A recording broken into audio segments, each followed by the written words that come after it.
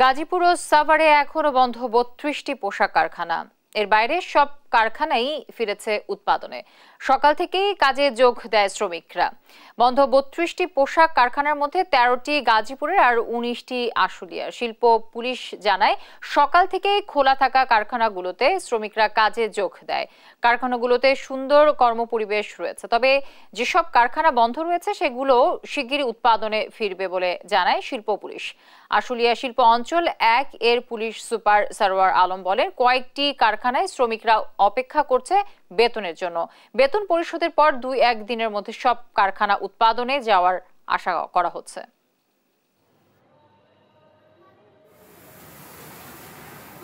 কিছু ফ্যাক্টরি আছে আপনার বেতন ভাতা সময়মতো পরিশোধ করতে না পারার কারণে বন্ধ আছে, আর কিছু ফ্যাক্টরি এই আন্দোলনজনিত কারণে শঙ্কা বা তাদের যেই নিজেদের ভিতরে যেই একটা দূরত্ব বা তাদের যেই পারস্পরিক যে ডিস্টেন্স, এটা যাতে না পারার কারণে, আর অন্য সকল ফ্যাক্টরি চলমান আছে।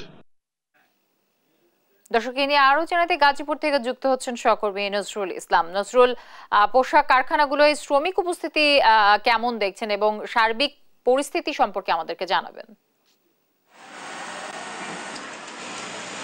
আপনি যেমনটা বলছিলেন, সকাল থেকে কিন্তু কর্মচাঞ্চল্য এবং স্বাভাবিক অবস্থায় ফিরে এসেছে গাজীপুরের যে পোশাক কারখানাগুলো।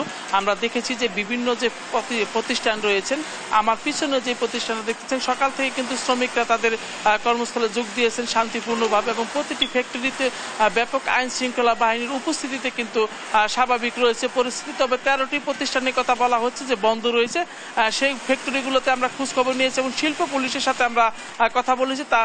ওনারা যেটা জানিয়েছেন যে ব্যক্তিগত কারণে এবং বেতন বোনাস বকেয়া থাকার কারণে, এই সমস্ত ব্যক্তিগত কারণে কিন্তু ১৩টি প্রতিষ্ঠান তারা বন্ধ রেখেছে। আমরা এই ব্যাপারে পোশাক শিল্প পরিস্থিতি সম্পর্কে জানার চেষ্টা করব যে গাজীপুরের ফাদার ফ্যাশন লিমিটেডের যে জিএম রয়েছেন জাকির সাহেবের কাছে আমরা জানার চেষ্টা করব যে